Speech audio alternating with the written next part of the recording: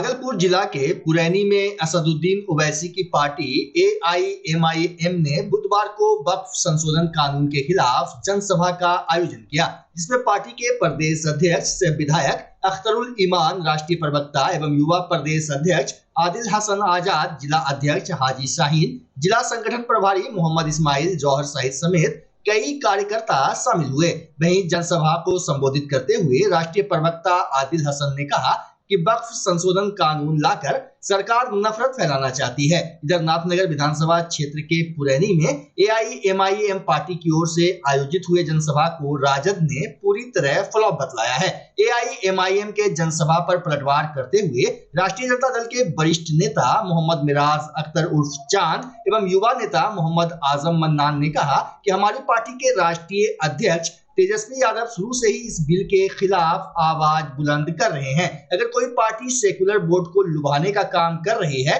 तो यह उसकी गलतफहमी है। सेकुलर बोर्ड हमेशा इंडिया गठबंधन को बढ़ावा देने का काम करती है। मिराज ने कहा कि नाथनगर विधानसभा क्षेत्र में राजद को छोड़कर किसी पार्टी का वजूद नहीं है। उन्होंने कहा कि वक्फ संशोधन कानून या मोदी या नीतीश और तेजस्वी यादव की बुराई करके कोई भी राजनीतिक दल इस सीट को राजद से छीन नहीं सकता है। चांद ने कहा कि अगर किसी पार्टी का नया नवेला नेता रुपये पैसे के बल पर ग्रामीण इलाके में भीड़ जमा करके जीत की हुंकार भरे तो उससे बड़ा बेवकूफ कोई नहीं। जबकि राष्ट्रीय जनता दल के जिला उपाध्यक्ष मोहम्मद आजम मन्नान ने कहा कि यहाँ की जनता वोटिंग के समय जवाब देना अच्छे से जानती है। उन्होंने दावा किया कि नाथनगर विधानसभा सीट आज भी राजद की है और आने वाले समय में भी तेजस्वी यादव के नेतृत्व में राजद के प्रत्याशी यहाँ से विजय होंगे। उन्होंने एक सवाल के जवाब में बताया कि नाथनगर विधानसभा में एआईएमआईएम का कोई वजूद नहीं है। यहाँ वे ओवैसी को भी बुला लेंगे तो खाली हाथ लौटना पड़ेगा। देखिए, बुधवार को पुरैनी में हुए जनसभा के दौरान एआईएमआईएम पार्टी के प्रदेश अध्यक्ष अख्तरुल ईमान एवं जिला संगठन प्रभारी मोहम्मद इस्माइल ने क्या कुछ कहा। जबकि उसी जनसभा पर आज राष्ट्रीय जनता दल के नेता चांद और आजम ने पलटवार कर दिया। अपने दरमियान में इत्तेहाद पैदा कीजिए। वो तमाम अमन पसंद हिंदू भाई, वो तमाम अमन पसंद सिख भाई हमारे हैं, वो जो गैर मुस्लिम है, उनसे राब्ता कीजिए, उनको समझाइए कि जब डाकू आता है तो घर के मजबूत आदमी पर पहले डंडे चलाता है, जब वो घबरा जाता है तो फिर सबकी इज्जत आबरू दौलत लूट लेता है। क्योंकि सबसे बड़ी अक़लियत हमें तो मोदी ने सबसे पहले डंडा हम पर चलाया है। अगर आज वो हम पर काबू पा लेता है तो दलितों और दूसरी अक़लियतों तुम भी इज्जत के साथ नहीं जी सकते हो। इस देश को हमें बचाना है और अपनी शरीयत को भी बचाना है। उसके लिए इस किस्म के जलसे में आना इबादत है, जेल की सलाखों में जाना इबादत है। हम मुल्क की आइन का एहतराम करेंगे, लेकिन अपने दस्तूर और आइन को बचाने के लिए, अपने शरीयत को बचाने के लिए जो भी लड़ाई लड़नी पड़ेगी उसको आखिरी दम तक लड़ेंगे। बैरिस्टर असदुद्दीन ओवैसी साहब हों या हमारी मल्ली तंजीमें हों, सब ने इस बात की अगुवाई की है। हम उम्मीद करते हैं कि आपने जिस तरह जलसा कामयाब किया है, इस तरह के जलसे बार बार, रात अंधेरी भी है और तवील भी है, ये मैं कहना 2-4 जलसों से आप कामयाब हो जाएंगे। आपको बड़ी आज़माइश में डाला गया है। एक मस्जिद टूटी है, यह कानून अगर नाफिजुल अमल हो गया तो हजारों मस्जिद में ताले लग जाएंगे। पावर करा देना चाहते हैं मोदी कि आपने मुसलमानों को मिर्ची लगाकर अपने फिरका परस्त वोटों को मुत्तहिद किया है। मैं एक कहानी सुनाता हूँ कि मोदी मुसलमानों को बार बार क्यों परेशान करता है। एक बड़े घर की बहू थी, उसका बच्चा रो रहा था। बच्चे को उसने खिलौने दिए, पहनाया, नहीं पल सका। नौकर को बुलाया, उसने कहा इसे ले जाओ फूल की क्यारियों की तरफ। वो चमन में ले गया, रंग बिरंगे फूलों की क्यारियों में ले गया। बच्चा पहल नहीं रहा था, खिलौने दिए, पटक देता था। उस बच्चे को उस वक्त नजर आया नौकर को कि वहां तालाब के किनारे बीमार सी बिल्ली पड़ी है। बिल्ली का बच्चा पड़ा है। उसको शरारत सूझी और उसने उस बिल्ली के गले में रस्सी बांधी और पानी में डुबाया, उठाया। अब बिल्ली जब परेशान हुई तो ये छोटा सा बच्चा जो मुस्कुराने लगा, और जब भी उसका बच्चा शरारत करता तो रानी कहती कि फूल की क्यारी में मत ले जाना, खिलौने मत देना, बिल्ली के बच्चे को डुबाना, बच्चा खुश हो जाएगा। मोदी ने यही समझा है कि जब भी हमको नाकामी हाथ आई, हम तो नौकरी नहीं दे पाएंगे, करोड़ों को नौकरी नहीं दे पाएंगे, किसानों को फसल की कीमत नहीं दे पाएंगे, नौजवानों को बेहतर तालीम नहीं दे पाएंगे। पाएंगे, बीमारों को दवा नहीं दे पाएंगे। मेरी नाकामी जो छज्जर कर आ रही है, क्या करो, बस मुसलमानों को परेशान करो। जिस तरह बिल्ली का बच्चा परेशान होता है तो वो नाराज बच्चा खुश हो जाता है, मुसलमान जब परेशान होगा मेरा सांप्रदायिक मुत्तहिद हो जाएगा। और ये सच भी है। एनआरसी का काला कानून, सीए का काला कानून किसको निशाना बनाकर बनाया गया? आपको और हमको निशाना बनाकर बनाया गया। ये तो गनीमत है कि खेल उल्टा हुआ। जब आसाम में इसको नाफिजुल अमल किया गया तो मुसलमान 1.5 लाख थे और गैर मुसलमान 13 लाख थे। कहा कि ये खेल तो खड़ा हुआ। और अपनी बीवी के साथ कितना इंसाफ किया मोदी जी, पूरी दुनिया जानती है। मंजन फरोज के दांत मैले नहीं होने चाहिए। दूसरे की नारी की हमदर्दी करने के लिए अपनी नारी के साथ भी हमदर्दी करनी चाहिए। तलाक का कानून लेकर आए और तलाक के कानून में हमारे उलमा ने अपनी कौम को समझाया कि अदालत एक तरफ है, हम उसका एहतराम करते हैं, लेकिन खुदा की किताब जो शरीयत है हम उससे कभी अपना रिश्ता नहीं तोड़ सकते हैं।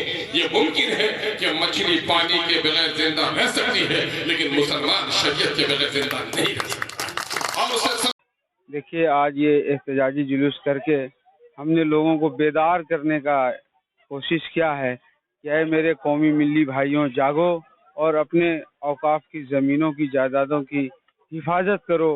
और हमारे जो जिम्मे है उसका काम हमने किया है और इंशाल्लाह उम्मीद रखते हैं कि लोग जागेंगे। देखिए, वक्फ बिल का जहाँ तक सवाल है, ये वक्फ बिल अमेंडमेंट बिल का, तो ये तो बिल्कुल गैर संवैधानिक बिल है। और इस बिल का हमारी पार्टी राष्ट्रीय जनता दल, हमारे नेता तेजस्वी प्रसाद यादव जी ने डे 1 से, पहले दिन से इस बिल का परखर विरोध करने का काम किया है। और उन्होंने प्रेस कॉन्फ्रेंस करके ये भी कहने का काम किया है कि समय आने पर हम अपनी सरकार बनाकर इस बिल को कूड़ेदान में फेंक देने का काम करेंगे। अब चूंकि वक्फ अमेंडमेंट बिल जो है ये बिल्कुल मुसलमानों के हित में नहीं है, तो जो भी हमारे उलेमा हैं, चाहे वो all India Muslim personal law board हो या और भी दीगर तंजीम हो, सभी लोगों ने एक साथ मिलकर इस बिल का पुरजोर मजम्मत किया है और इस बिल को वापस लेने का सरकार से मुतालबा किया है। कहीं ऐसा तो नहीं कि एएमआई में सेकुलर वोट रखा जाएगा? नहीं, देखिए, अगर कोई पार्टी ये समझती है कि वक्फ बिल के आड़ में हम सेकुलर वोट का बिखराव करेंगे तो वो अपने इस मकसद में कामयाब नहीं होंगे। और मैं आपको ये बताना चाहता हूं कि आज जो बिहार की परिस्थिति है, देश आज बिहार की ओर देख रहा है। और प्रदेश बिहार में हमारे नेता तेजस्वी प्रसाद यादव जी जो इंडिया गठबंधन को लीड कर रहे हैं, उन्होंने भाजपा को रोकने के लिए इंडिया अलायंस बनाने का काम किया है। और अगर वक्फ बिल के आड़ में कोई ये चाहते हैं कि जो है हम वोट की राजनीति करेंगे, वोट में सेकुलर वोट में बिखराव करेंगे, ये बिल्कुल मुमकिन नहीं है। क्योंकि बिहार की जनता और विशेषकर कुछ पार्टी के लोगों ने, जो कल हमने भी सोशल मीडिया में देखने का काम किया, कि वो वक्फ बिल के आड़ में नाथनगर विधानसभा में अपनी बात को, अपना वर्चस्व स्थापित करना चाहते हैं, तो बिल्कुल उनको खाली हाथ लौटना पड़ेगा। क्योंकि नाथनगर की जनता बिल्कुल सेकुलर मिजाज की जनता है और इसने हमेशा सेकुलर फ्रंट को जो है जीवित करने का काम किया है। आप देख सकते हैं कि हमेशा यहाँ पर नाथनगर विधानसभा में सेकुलर फ्रंट की ओर से जो भी कैंडिडेट होते हैं वो हमेशा विजय होते हैं। अभी सिटिंग विधायक भी नाथनगर में जो है अली अशरफ सिद्दीकी साहब, वो राजद से ही बिलोंग करते हैं। अपना परिचय दें। मैं मोहम्मद मिराज अख्तर चांद, वरिष्ठ राजद नेता भागलपुर। मेरा प्रतिक्रिया कि वो वक्फ बिल के लिए किया गया था वो काम, और हमारे पार्टी के तेजस्वी जी जो हैं राष्ट्रीय अध्यक्ष हमारे और नेता प्रतिपक्ष, वो इस बिल के खिलाफ पूरा विरोध कर रहे हैं। और ये बिल को हम लोग बिहार में कैंसिल कराने का काम करेंगे पूरे देश में, और इसके खिलाफ हमारी पार्टी आरजेडी पूरे ताकत से लगी हुई है। क्या लगता है कि कहीं सेकुलर वोट को लुभाने के लिए तो प्रयास एएमआई पार्टी के द्वारा नहीं हो रहा है? सेकुलर बोर्ड को अभी विधानसभा का चुनाव नजदीक है इसके लिए सब पार्टी अपना अपना प्रयास कर रही है, लेकिन सेकुलर बोर्ड M22 समीकरण हमेशा से आरजेडी के साथ था और आज भी है और कल भी रहेगा। कोई भी बीमार इंसान अगर खुश रहता है तो वे जल्दी ठीक हो सकता है। बस यही बात बच्चों पर भी लागू होती है। इसी क्रम में बुधवार को भागलपुर जिला के तिलकामांझी बैंक कॉलोनी शिला भवन रोड में एक ऐसे एडवांस चिल्ड्रेन हॉस्पिटल का उद्घाटन शहर की प्रसिद्ध स्त्री रोग विशेषज्ञ डॉक्टर इमराना रहमान, नवजात एवं शिशु रोग विशेषज्ञ doctor Rajiv Ranjan, general physician doctor Ravish Ranjan और आगत अतिथियों ने संयुक्त रूप से रिबन और केक काटकर किया। बता दें कि एडवांस चिल्ड्रेन हॉस्पिटल पहले तिलकामांझी थाना के समीप संचालित हो रहा था, लेकिन बुधवार से यह हॉस्पिटल तिलकामांझी स्थित बैंक कॉलोनी शीतला स्थान रोड में शिफ्ट हो गया। संचालक ने बताया कि पहले की तुलना में अब इस अस्पताल में अत्याधुनिक सुविधाओं को बढ़ा दिया गया है, साथ ही बच्चों का इलाज बेहतर ढंग से हो, इसके लिए कई प्रकार की सुविधाओं से अस्पताल को सुसज्जित करते हुए नया लुक देने की कोशिश की गई है, ताकि इंजेक्शन, दवा और डॉक्टर से मिलने में बच्चे जरा भी डरे सहमे नहीं। खास बात यह है कि एडवांस चिल्ड्रेन हॉस्पिटल सप्ताह के 7 दिन और 24 घंटे इमरजेंसी सेवा के लिए खुला रहेगा। इस हॉस्पिटल में बच्चों के लिए प्ले रूम भी बनाया गया है, जहां उन्हें गेम्स खिलाकर स्वस्थ रखा जाएगा। Child specialist doctor Rajiv Ranjan की माने तो बच्चों को डराना नहीं है, बल्कि उसे हर बीमारी से बचाना है। इसलिए स्मार्ट सिटी भागलपुर में पहली बार इस तरह का हॉस्पिटल खोला गया है, जो प्ले रूम एवं गेम जोन की तरह दिखता है। उन्होंने बताया कि एडवांस चिल्ड्रेन हॉस्पिटल में इलाज के लिए आने वाले बच्चों का अब प्ले थेरेपी से भी इलाज किया जाएगा। इसके लिए प्ले रूम बनाया गया है, जिसमें तरह तरह के खिलौने एवं माइंड गेम रखे गए हैं। इलाज के लिए आने वाले बच्चों को प्ले रूम में ले जाकर अलग अलग तरह के खेल खिलाए जाएंगे, ताकि वे खुश रहें। डॉक्टर का मानना है कि खुश रहने से बच्चों का मानसिक और शारीरिक विकास तेजी से होता है। डॉक्टर राजीव के अनुसार शोध में ये बात सामने आई है कि इलाज के दौरान बच्चे जितना प्रसन्न रहेंगे, वे उतनी ही जल्दी स्वस्थ होंगे। इसी शोध को ध्यान में रखते हुए हॉस्पिटल में प्ले रूम बनाया गया है। उन्होंने कहा कि उनके इस प्लान पर लंबे समय से काम चल रहा था, जो अब धरातल पर आ चुका है। वहीं उद्घाटन के मौके पर डॉक्टर इमराना रहमान ने कहा कि डॉक्टर राजीव रंजन एवं उनके भाई डॉक्टर रविश रंजन का संघर्ष आज सबों के सामने है। साथ ही डॉक्टर इमराना ने हॉस्पिटल में उपलब्ध सुविधाओं की जमकर प्रशंसा की, जबकि एडवांस चिल्ड्रेन हॉस्पिटल के संचालक डॉक्टर राजीव रंजन ने बताया कि यहाँ हर तरह के इलाज की सुविधा उपलब्ध है। साथ ही सभी तरह की पैथोलॉजी जांच एवं मेडिकल की सुविधा भी उपलब्ध है। उन्होंने जानकारी दी कि हॉस्पिटल में 24 घंटे इमरजेंसी सेवा उपलब्ध रहेगी। इसके पूर्व शहर के डॉक्टरों और गणमान्य लोगों ने अस्पताल परिसर का दौरा कर वहां की स्वास्थ्य सेवाओं को देखा। इस मौके पर रूपा रानी, सुरेश राजपाल, शीला राजपाल, डॉक्टर संजीव रंजन, डॉक्टर कार्तिक किशोर समेत काफी संख्या में इलाके और गांव के लोगों की मौजूदगी देखी गई। ये बहुत बच्चों फ्रेंडली यानी कि चिल्ड्रन फ्रेंडली है और पेशेंट फ्रेंडली क्लिनिक है, क्योंकि यहाँ पे गेम जोन की भी फैसिलिटीज़ है और सब चीज़ को एक अलग अलग इंडिपेंडेंट यूनिट्स है और जगह भी ज़्यादा है, कुशादा है, बहुत स्पेस है और सब प्रॉपरली ये बहुत अच्छा सा एमिकेबल एनवायरनमेंट है यहाँ पे। और मैं ये मतलब it's a very good launch और all the setup is very appealing and lot of comfort will be ensured to the patients and they will feel as if they are not into a hospital setup, rather they are at their homes. Or I have lot of trust in Rajiv and I congratulate him for his Advanced Children Hospital and for a better future for him and a brighter future for him ever, and as well as new health in this new healthcare setup, which will be catering to all better services with all the incubators and ventilators.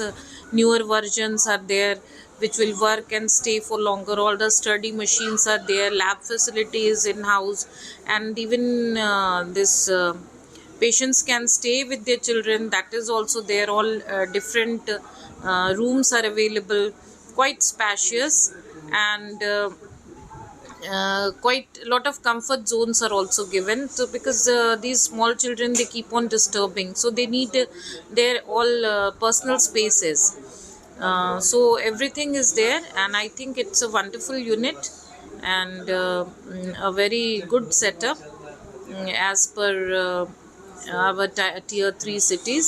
Standardized care I am expecting, and no mission is incomplete without a dedicated staff. So what I would be urging, that all the personals will be involved here, I mean, to take care of the patients. The staffs play a very tremendous role, so I would urge them, I would urge Rajiv, that they should be all the time available 24/7 on a call, so that the services can be rendered smoother. हमें लगता है कि इस तरह के hospital की ज़रूरत और शहर को है, बच्चों का इस तरह का हॉस्पिटल होना। हाँ, साफ सफाई, स्टाफ का प्रेजेंस, सब चीज़ मिलजुल के कोई भी हेल्थ केयर सेटअप होता है, वो एक अकेले से नहीं चल सकता है, वन मैन आर्मी वो नहीं हो सकता है। उसमें सब लोगों की सहयोग, योगदान और ज़रूरत है, और हर की मेहनत उसमें काउंट करती है, ताकि हम उसको अच्छे से ग्रूम कर सकें और उसको आगे बढ़ने में वो मदद कर सकें, तब जाके वो पूरा परिपक्व होता है और अच्छी सर्विसेज हम दे पाते हैं। हर इंसान और डॉक्टर्स की अवेलेबिलिटी और सब कोऑर्डिनेटेड, ये एक बहुत ही खूबसूरत सा अच्छा सेटअप है, और स्पेस भी बहुत है, अलग अलग जगह भी बहुत ज़्यादा है, और बहुत सुंदर से बना हुआ है सब कुछ, और मुझे लगता है कि मरीज़ों को और बच्चों को कोई भी दिक्कत नहीं होगी यहाँ पे आने से। तो मेरे लिए बहुत ही इमेंस प्राइड और जॉय और बहुत हर्षोल्लास, और मैं बहुत गौरवान्वित महसूस कर रही हूँ यहाँ आकर के। मुझे बहुत ही खुशी हुई, और मेरा बहुत सारा आशीर्वाद है राजीव को। चलिए, मुझे बहुत ही हर्ष हो रही है, और ये खुशी की बात है कि मैंने अपना हॉस्पिटल, एडवांस चिल्ड्रन हॉस्पिटल, जो कि मेरा तिलका मांझी में थाने के पास चला रहे थे, वो मैंने एक बहुत बृहद पैमाने पे मैंने बैंक कॉलोनी में शिफ्ट किया, और यहाँ पे मेरी सुविधाएं भी बढ़ी हैं। जैसे कि मेरे NICU की कैपेसिटी बढ़ी है, मैंने 15 बेड का NICU किया है। यहाँ पे NICU में इक्विपमेंट भी बहुत सारे बढ़ाए हैं हमने। जैसे वेंटिलेटर्स मेरे पास पहले 3 था, अभी वेंटिलेटर हमारे पास 8 वेंटिलेटर्स हैं। हमारे पास PICU की सुविधा मैंने बढ़ाई है, जो PICU में हम लोगों ने 4 बेड की PICU बनाई है, जो कि ऑल PICU बेड्स, जितने PICU के बेड्स हैं, occupied with all the instruments and ventilator वगैरह, सारा सब कुछ है वहाँ पे PICU में। और उसके बाद हम लोगों ने बच्चों के लिए एक प्ले जोन बनाया है अपने OPD एरिया में, जो कि बच्चे उस पर मनोरंजन कर सके, खेल सके, अपना टाइम पास कर सके उसमें। और हम लोगों ने जो भी यहाँ फैसिलिटी प्रोवाइड की, जैसे VIP रूम्स बनवाए हैं, जो बहुत सारे हमारे पेशेंट्स डिमांड करते थे कि हमें एयर कंडीशन रूम चाहिए, अटैच लैट्रिन बाथरूम चाहिए, जो कि पहले मैं प्रोवाइड नहीं करवा पा रहा था। अभी मेरे पास ये सारी सुविधाएं हैं। अपने यहाँ खुद की पैथोलॉजी है, खुद का एक्सरे है, और जितनी सुविधाएं हैं यहाँ हमारे पास फिजियोथेरेपिस्ट भी आएंगे, ऑक्यूपेशनल थेरेपिस्ट भी आएंगे, जो बच्चे को थेरेपी सब देंगे। स्पीच थेरेपी भी की सुविधाएँ हमारे यहाँ बढ़ेंगी, जो वो भी होंगी हमारे यहाँ। मेडिकल की सुविधाएं हैं, सारी इन्वेस्टिगेशन, सब सुविधाएं हम लोगों ने लेके आया है। और ये सबसे और ये अच्छी बात है कि यहाँ पे 24/7 इमरजेंसी फैसिलिटीज अवेलेबल से रहेंगे, जो कि हम लोग उसको अच्छे से चलाएंगे। सर, कहाँ पर आप अपनी सेवा दे रहे हैं? हाँ, अभी हम लोग एक्चुअली मॉर्निंग OPD हम 10 बजे सुबह से लेके 12 बजे तक मैं अलीगंज में अपने घर पे करता हूँ, OPD सर्विसेज देता हूँ। और उसके बाद यहाँ पे तिलका मांझी में 1 बजे से लेकर के 5 बजे तक बैठता हूँ। ठीक है, जो चौक पर तिलका मांझी चौक से हटा के मैंने बैंक कॉलोनी में अपना हॉस्पिटल शिफ्ट कर लिया है, तो अब मैं यहीं पे सुविधाएं होंगी। और तातारपुर में सुविधाएं मेरी पूर्ववत चलती रहेंगी जैसे चल रही थी। वहाँ पे जैसे कि सारे लोकल्स लोग, जो लोग जो दिन भर काम में व्यस्त रहते हैं, उनको शाम में टाइम मिल पाती है, उनके लिए सुविधाएं वहाँ पे पूरे शहर के लोगों के लिए स्पेशल सुविधा शहरी पेशेंट्स के लिए है। वो अपना पूरा काम फ्री हो करके मेरे पास 10 बजे आते हैं, 8 बजे रात में आते हैं, 11-12 बजे रात तक मैं OPD सर्विसेज वहाँ देता हूँ। कह सकते हैं कि गेम जोन के तरह ये आपका हॉस्पिटल लग रहा है सर? हाँ, एक्चुअली इसका ये पेडियाट्रिक्स हॉस्पिटल है, इसलिए मैंने इसका थीम पेडियाट्रिक्स थीम रखा है कि इसमें बच्चे जो आएँ तो वो इंजॉय करें। ये नहीं कि वहाँ पे बच्चे डरे हुए आएँ कि यहाँ पे हमें सुई मिलेगी, ये नहीं। बच्चे के लिए गेम जोन बनाया है स्पेशल। बच्चे के लिए जो है, जो बच्चे के वार्ड्स में पूरा पेडियाट्रिक्स थीम रखा है। जैसे कि बच्चे को पसंद मोगली पसंद होते हैं, स्पाइडरमैन पसंद होते हैं, वो लोग हम लोगों ने लगवाया है। बिहार के 14 वर्षीय प्रतिभाशाली बल्लेबाज वैभव सूर्यवंशी ने 28 अप्रैल को आईपीएल 2025 के मुकाबले में गुजरात टाइटंस के खिलाफ राजस्थान रॉयल्स की जीत में रिकॉर्ड तोड़ पारी खेली। इस तरह भारत की ओर से टी20 क्रिकेट में सबसे कम 35 गेंदों में शतक जड़ने वाले खिलाड़ी बन गए, जिसकी चर्चा देश भर में हो रही है। वहीं सोशल मीडिया पर इसकी जानकारी मिलते ही देश के चर्चित अंतर्राष्ट्रीय सैंड आर्टिस्ट मधुरेंद्र कुमार ने वैभव सूर्यवंशी की तस्वीर बनाकर अपनी खुशी जाहिर की है। बुधवार को सैंड आर्टिस्ट मधुरेंद्र ने अपनी 5 घंटे के कठिन परिश्रम के बाद नुकीली ब्लेड की सहायता से दुनिया की सबसे छोटी 3 सेमी वाली पीपल के हरे पत्तों पर क्रिकेटर वैभव की अनोखी तस्वीर बनाई और लिखा, बिहारी बाबू बिग कांग्रेस सूर्यवंशी। वहीं मधुरेंद्र की इस कलाकृति को क्रिकेट प्रेमियों ने अपने सोशल मीडिया अकाउंट पर खूब शेयर किया, जिसके बाद यह तस्वीर सोशल मीडिया पर वायरल हो गई। इधर सैंड आर्टिस्ट मधुरेंद्र ने न्यूज एंड बिहार को वीडियो भेजकर युवाओं के प्रति अपनी गहरी चिंता व्यक्त करते हुए बताया कि आजकल के परिवेश में जन्म ले रहे बाल अवस्था वाले अधिकांश बच्चे जिनकी उम्र 7 साल से 18-20 वर्ष तक है, ऐसे युवा सिगरेट, सुलेशन, शराब जैसे नशीले पदार्थों के शिकार बनते जा रहे हैं, जबकि यह उम्र अपना कैरियर बनाने का है। इसका उदाहरण है 14 साल का वैभव। इनसे प्रेरणा लेकर युवाओं को आगे बढ़ते रहना चाहिए। क्रिकेट की दुनिया में वैभव सूर्यवंशी ने एक नया कीर्तिमान स्थापित किए हैं। मैं इनके लिए ढेर सारा शुभकामना एवं बधाई देता हूं। मुझे खुशी हो रही है इस बात का कि इस तरह और इस उम्र के युवा इतना बड़ा उपलब्धि लेकर पूरे बिहार को गौरवान्वित किया है, क्योंकि अक्सर हम देख रहे हैं कि इनके उम्र के अधिकांशतः युवा शराब यानी नशा, सुलेशन पीना, सिगरेट पीना, अन्य नशाओं से युक्त है और अपना जीवन को नरक बना रहे हैं। तो मैं युवाओं से यही अपील करूंगा कि वैभव से प्रेरणा लेकर अपने जीवन को भी एक ऐतिहासिक क्षण का गवाह बने और अपना जीवन बनाए, समाज में प्रतिष्ठा पाए। मैं Madhurendra Kumar, sand artist, Bihar. All India Muslim personal law board के तत्वाधान में बुधवार को देश भर में वक्फ संशोधन अधिनियम के विरोध में लाइटें बंद की गई। इस विरोध में AIMIM अध्यक्ष असदुद्दीन ओवैसी ने भी हिस्सा लिया। साथ ही उन्होंने कहा कि आंदोलन सफल रहा। बता दें कि वक्फ संशोधन अधिनियम के खिलाफ बुधवार को बिहार में भी AIMIM के आह्वान पर बत्ती गुल आंदोलन चलाया गया। वहीं भागलपुर जिला के चंपानगर, नाथनगर, हसनाबाद, कबीरपुर, हबीबपुर, गनीचक, मदनीनगर, बरहपुरा, भीकनपुर, इस्लाम नगर सहित कई इलाकों में मुस्लिम समाज के लोगों ने रात 9 बजे से लेकर 9:15 के लिए बत्ती गुल रखी। वक्फ बचाओ तहरीक के संयोजक सह जमीयत उलेमा महासचिव मौलाना शम्स तबरेज रहमानी ने बताया कि all India Muslim personal law board की आवाज पर रात 9 बजे से बत्ती गुल रखी गई। उन्होंने बताया कि वक्फ संशोधन अधिनियम के खिलाफ यह शांतिपूर्ण विरोध आंदोलन रहा। देश के संविधान के बिल्कुल खिलाफ और मुसलमानों को परेशान करने के लिए और इस देश में खाना जंगी पैदा करने के लिए मोदी जी ने जो काला कानून बनाया है और नीतीश जी ने जो उसका साथ दिया है, हम उसका घोर विरोध करते हैं और उसी विरोध के लिए हम लोग यहाँ आए हैं।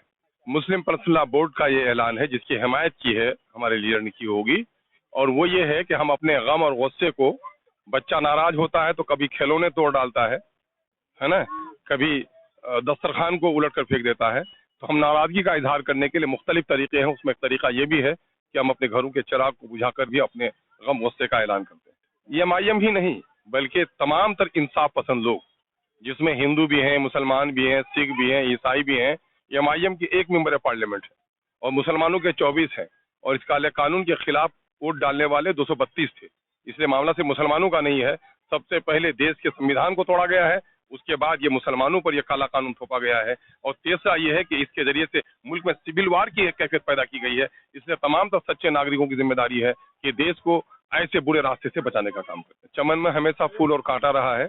देश की आज़ादी करने के लिए शहीद भगत सिंह भी थे और मीर जाफर भी थे, तो हमेशा रहा है। लोग ये बिके हुए मुसलमान होंगे, ये नाम के मुसलमान होंगे, है ना। मुसलमानों के दरमियान में एक टर्म कहा जाता है मुस्लिम भी और मुनाफिक भी, तो मुनाफिकीन की भी एक जमात है। बहुत सारे मुसलमान नहीं, वे जिन लोगों की नजरें कमजोर हैं, जो बहुत जिनकी नजरें कमजोर हैं, वो ये कभी नहीं कह सकते कि बहुत सारे मुसलमान। पूरे देश में करोड़ों मुसलमान बेचैन है और चंद मुट्ठी भर के लोग हैं जो अपने निज स्वार्थ के खातिर इस किस्म की बात कर रहे हैं। भागलपुर जिले के अलग अलग थाना क्षेत्रों में पुलिस ने विशेष छापेमारी अभियान चलाकर बीते 24 घंटे में कई लोगों को गिरफ्तार किया है। इसी कड़ी में भागलपुर बाईपास थाना की पुलिस ने बुधवार को गुप्त सूचना के आधार पर बरारी थाना क्षेत्र के रहने वाले दयानंद यादव पिता बिंदेश्वरी यादव को शराब के साथ गिरफ्तार कर लिया। बच्चा जब जन्म लेता है तो कई बार बच्चा तुरंत नहीं रोता है, रोने में देर हो जाता है। ऐसे में बच्चा क्षतिग्रस्त हो जाता है और उसके बचने की संभावना कम हो जाती है, और यदि बचा तो भविष्य में उसमें विकलांगता की समस्या आती है, जिसे सीपी कहते हैं, जिसका कोई माकूल इलाज नहीं है और ज़िंदगी भर बच्चा विकलांगता से जूझ सकता है। ऐसे में पूरे संसार में कूलिंग थेरेपी का सहारा लिया जाता है। जन्म से ठीक 6 घंटा के अंदर यदि उसको कूलिंग थेरेपी दिया जाए तो उससे उसका सीपी की समस्या कम होती है और बचने की भी संभावना बढ़ती है। पहली बार बिहार झारखंड में आपके शहर के स्नेह नवजात शिशु बाल सेवा केंद्र में यह मशीन उपलब्ध है। कभी भी ऐसी बात हो कि बच्चा रोने में विलम्ब हो गया तो आप स्नेह नवजात शिशु बाल सेवा केंद्र में जरूर संपर्क करें।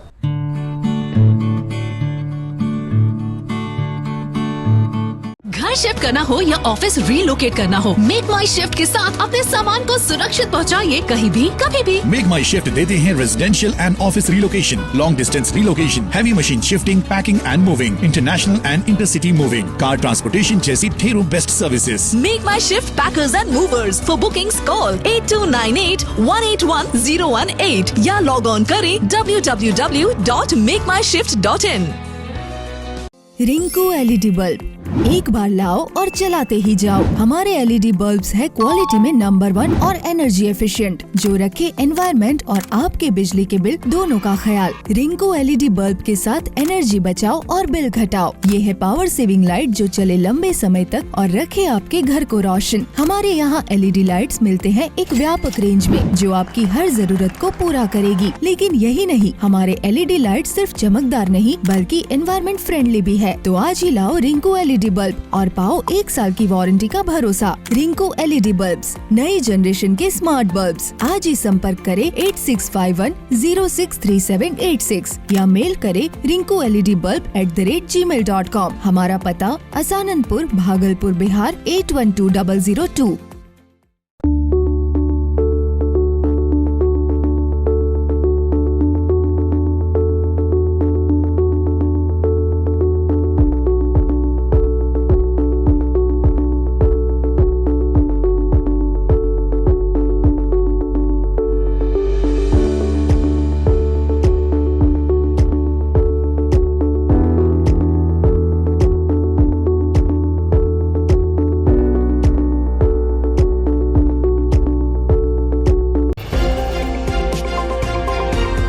वैशाली जिला के पातेपुर थाना परिसर में सम्मान से विदाई समारोह का आयोजन किया गया। थानाध्यक्ष शिवेंद्र नारायण सिंह को नगर थाना अनुसंधान इकाई में स्थानांतरित होने पर विदाई दी गई एवं नए थानाध्यक्ष राकेश कुमार के सम्मान को लेकर समारोह का आयोजन किया गया। स्थानांतरित थानाध्यक्ष शिवेंद्र नारायण सिंह को गणमान्य लोगों द्वारा बुके और उपहार देकर विदाई दी गई। वहीं नए थानाध्यक्ष राकेश कुमार का माला पहनाकर स्वागत किया गया। इस दौरान लोगों ने कहा कि पूर्व थानाध्यक्ष पातेपुर अपराध पर अंकुश लगाने में सफल रहे, इनका कार्यकाल सराहनीय रहा। वहीं सबों ने नए थानाध्यक्ष से भी अपराध पर अंकुश लगाने की बात कही।